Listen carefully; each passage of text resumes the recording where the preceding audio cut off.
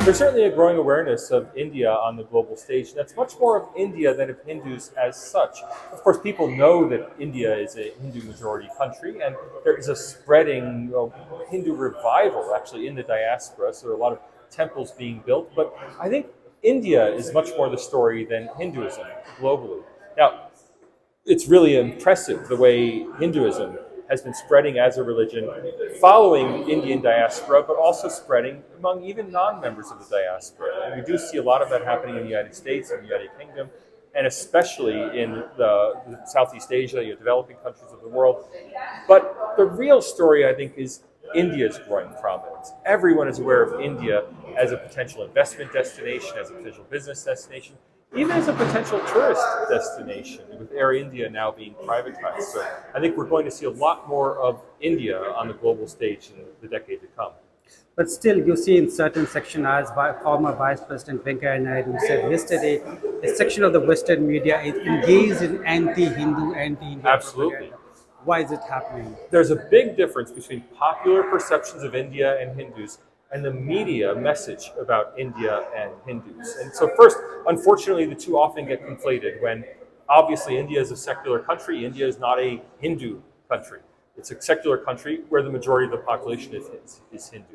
However, people who want to attack India seem to want to conflate Hinduism and India, and they seem to want to vilify both at the same time, as if to make it somehow a crime that the majority of Indians are Hindus, which of course is no crime at all.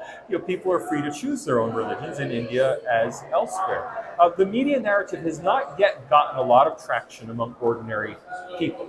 I think ordinary Americans, ordinary Europeans are both very attracted to Hinduism and its messages of peace, and they're also very attracted to India as a potential partner. However, the media, the elite message coming out through the media, coming out from academia, is unfortunately very much an attack on both India and on Hindus. That has a lot of origins in paid for opinion, in artificially promoted opinion that's being pushed by critics of India, and I think by state sponsors as well. That hasn't yet gotten a lot of traction among the general population, but I think it should be a real concern. But who do you think who are behind this kind of anti-India, anti-Hindu global campaign that's going on? I can't name names because you can never know. I mean, this is all in the dark shadows. What I can say is that anti-India organizations are extremely well funded by the standards of not-for-profit organizations. That strongly suggests state sponsorship as opposed to individual donations. I mean, as someone who's worked in the NGO world, it's very difficult to get people to make major donations to NGOs, especially if they have a political agenda. The anti-India NGOs seem to be exceptionally well funded, and that doesn't.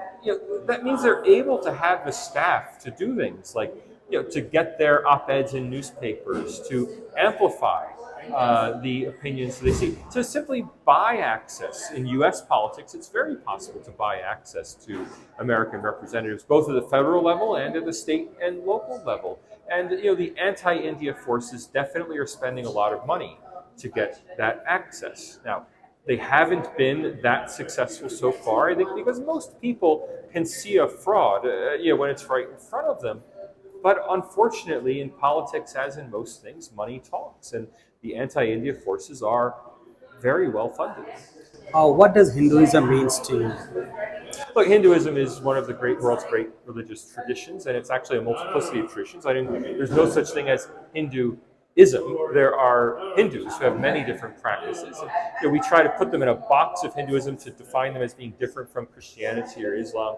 But really, there is the indigenous Indian religious traditions. There are the indigenous Indian religious traditions. Collectively, we call Hinduism. But I think we always have to remember in the West that it is not an ism in the same sense that we think of Western religions as being isms. It's not an ideology. It's a vast collection of practices and traditions that are all related, and unlike Western religions, that are all intertwined in a way that, in the West we compartmentalize what religion are you.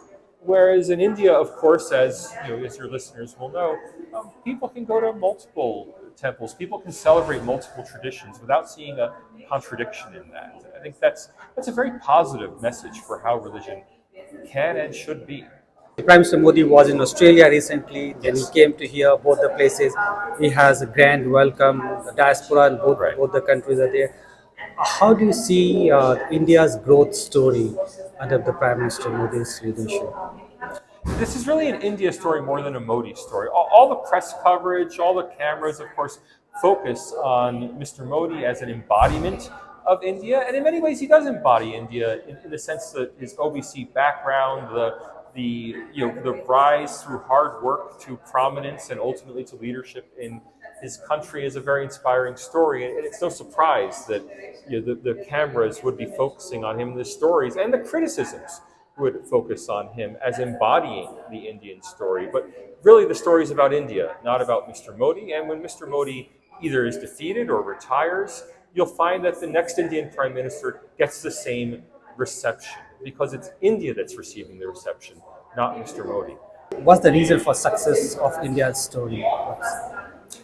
Look, I hate to be so uninspiring, but ultimately it comes down to economic opportunity. The fact that India is the world's fastest growing large economy, and by a very long distance. The fact that India economically is going to account for a greater and greater percentage of the world's growth. That the investment opportunities are in India, that the diaspora from India is increasingly taking leadership positions. I mean, here in the United States, the top tech companies, we have Google, Microsoft, IBM, all being led by Indian-born CEOs. That's something that people really notice. It's India coming out on the global stage. One last question. Today we are here for the Hindu Advocacy Day at the US Capitol. How do you see this? What's the need for this kind of activities? Look, this is a real grassroots operation. I just asked a question in the event, how many paid staff does the Coalition of Hindus of North America have? And the answer was 0, because it's a real grassroots organization. These are people who are really committed to improving lives for themselves, for their families, for their co-religionists, and frankly, for America as a whole. They're improving the tapestry that is the United States. And I think that's something we can all admire, whether we're Hindu or not. Thank you so much. Thank Thanks. you.